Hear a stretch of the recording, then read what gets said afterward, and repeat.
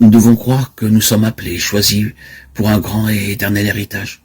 En recevant Jésus-Christ comme notre Sauveur et Seigneur, nous entrons dans une pleine participation spirituelle. Nous devenons participants de la nature divine, participants du Saint-Esprit, participants de la sainteté de Dieu, participants de la gloire qui doit être révélée, participants à l'héritage des saints dans la lumière, participants du Seigneur lui-même. Quelle merveille d'être participants de l'héritage céleste de Dieu.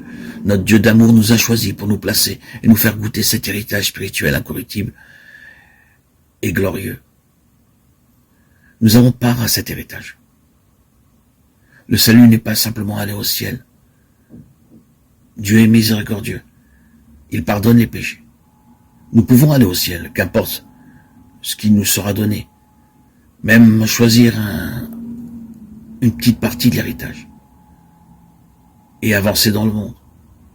Malgré tout. Mais Dieu veut nous donner plus qu'une partie de l'héritage. Il veut nous donner tout l'héritage. Et l'ennemi veut nous tromper en nous disant qu'il faut nous battre dans ce monde, vivre avec toutes les obligations que nous impose ce monde et mettre de côté l'héritage pour plus tard, mettre de côté ce que Dieu a choisi pour nous. Dieu veut que nous vainquons ce monde et que nous héritions ces choses qu'il nous a promises. Il nous a dit, je serai son Dieu et il sera mon fils. Apocalypse 21:7. Si vous questionnez un enfant et vous lui dites qui est cet homme ou qui est cette femme, l'enfant qui tient la main de son père ou de sa mère répondra c'est mon papa ou c'est ma maman. Il connaît son héritage. Même si vous héritez de toutes les choses de la nouvelle création, vous n'aurez rien de plus grand que votre Seigneur. Vous pourrez dire c'est mon Seigneur, mon Dieu, je peux aller vers lui en tout temps et partout. De cette manière, nous est donné un avant-goût du ciel sur cette terre. Au début de votre nouvelle vie, alors que vous priez à genoux, vous pouvez prier pour des choses terrestres. Un enfant à bord d'un bateau sortait chaque matin avec sa poupée et jouait avec le capitaine. Un jour, la poupée tomba à la mer et elle lui demanda d'arrêter le navire. Le capitaine lui demanda pourquoi. Elle dit « Ma poupée est tombée à la mer et je la veux ». Le capitaine répondit « Comment pourrais-je stopper un si gros bateau pour une si petite poupée ?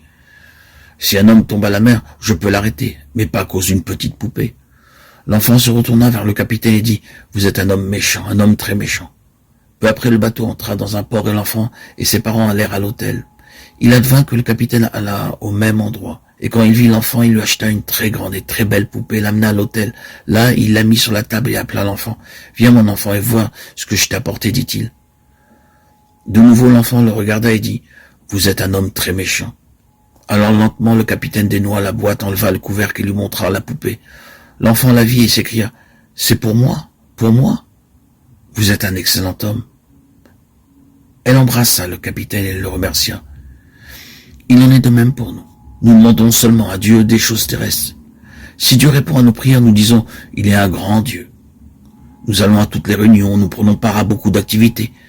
Mais quand le trouble, l'épreuve, le chagrin viennent ou que quelqu'un décède dans la famille, alors nous disons « Où est Dieu? Où est-il?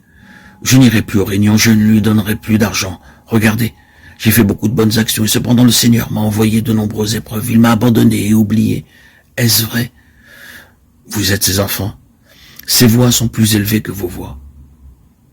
Il vous a appelé à un héritage glorieux et céleste. Et la jouissance de l'héritage dépend de votre capacité à vaincre. Le diable ne cherche qu'à vous tromper et vous chuchote à l'oreille que Dieu vous a oublié. Dans Romains 8:18, nous disons que la question n'est pas de savoir combien grands et pénibles sont nos souffrances, car elles ne sont pas dignes d'être comparées avec la gloire qui sera révélée en nous et par nous. Nous devons croire dans nos cœurs que Dieu nous a appelés à son royaume glorieux. 1 Thessaloniciens 2:12. Je crois que Dieu m'a appelé à son royaume glorieux, et si nous croyons cette vérité, nous marcherons d'une manière digne de son appel.